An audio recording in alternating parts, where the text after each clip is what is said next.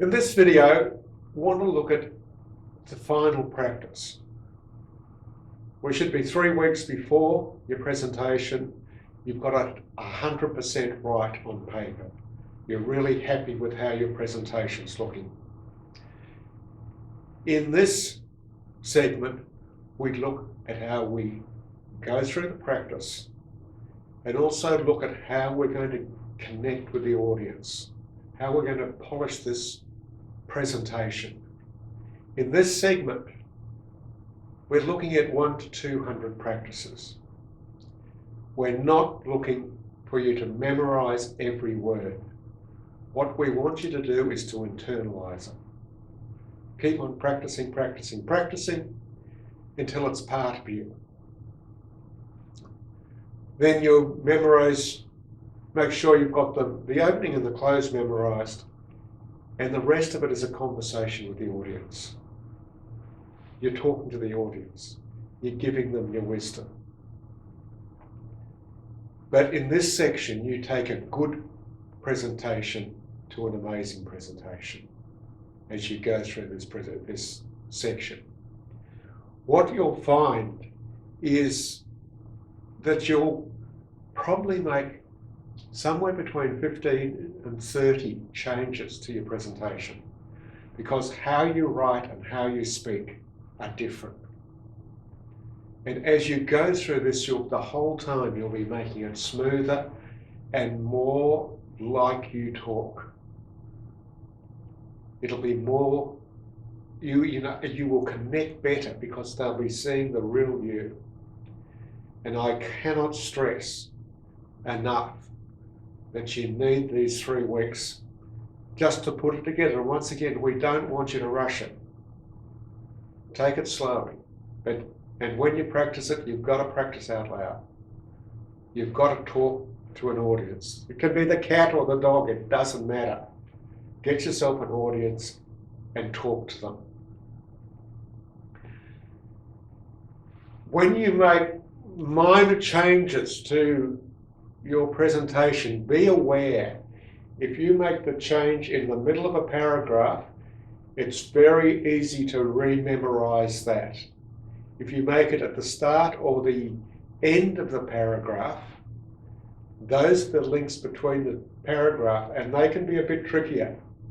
You really get used to knowing what the last couple of words in one paragraph, they automatically flick you into the next paragraph. So just be aware of that, and try and get it just go through and have a critical look before you start to practice. You also need to give it some dry runs in front of people. If there's any Toastmaster clubs in your area, give them a ring and see if you can go and give a practice, a dry run. They'll nearly always accommodate you. Or get some people, get some family, get some people from work. You've got to see how it actually lands on people. In your mind, you might think, this is fantastic. And when you perform it in front of people, they say, we didn't really understand what you were saying there. So it's really important to get out and get in front of people. And if you're in an area where there's a few TEDx speakers close together, make a little group, make a little study group, come in, perform to each other, see how it lands. When you deliver, as I said, it's a conversation with the audience. It's not a speech. If you're doing a speech, you look at the audience, but you don't see them. It's as though there's a blind there.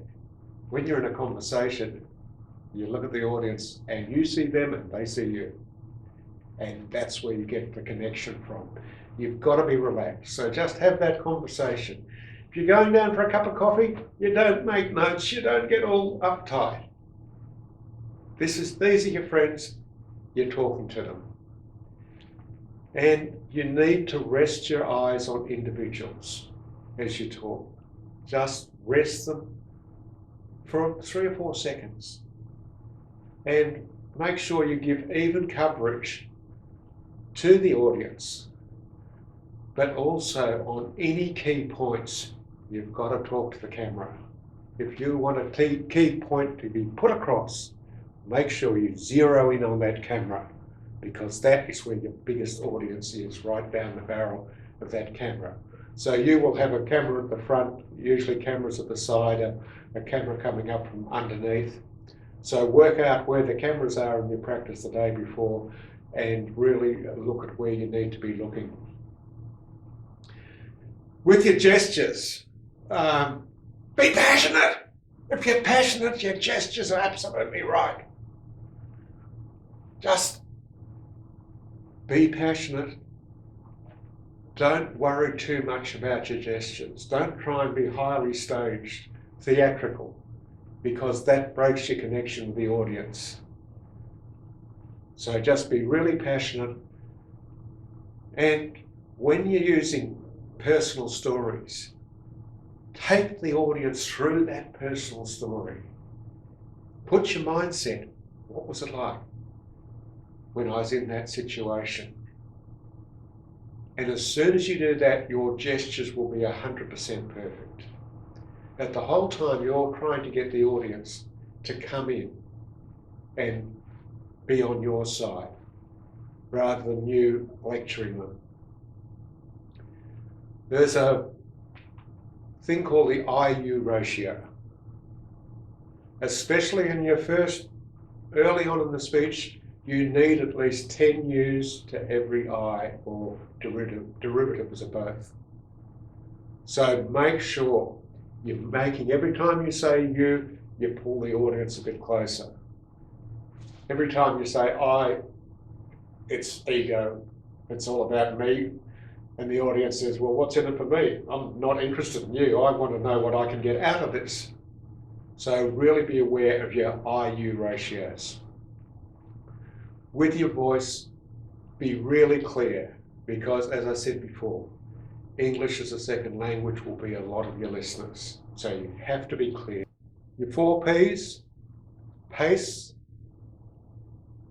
More excited you are, go faster. When you want to be authoritative, slow down. With power, you can be powerful by being loud, but you can also be very powerful, explaining quietly the effect of what you have. Pitch. When you're talking high, you're excited. Lower when you want authority. And as we talked about pauses, you need big pauses to let it sink in. So then, things like clothes.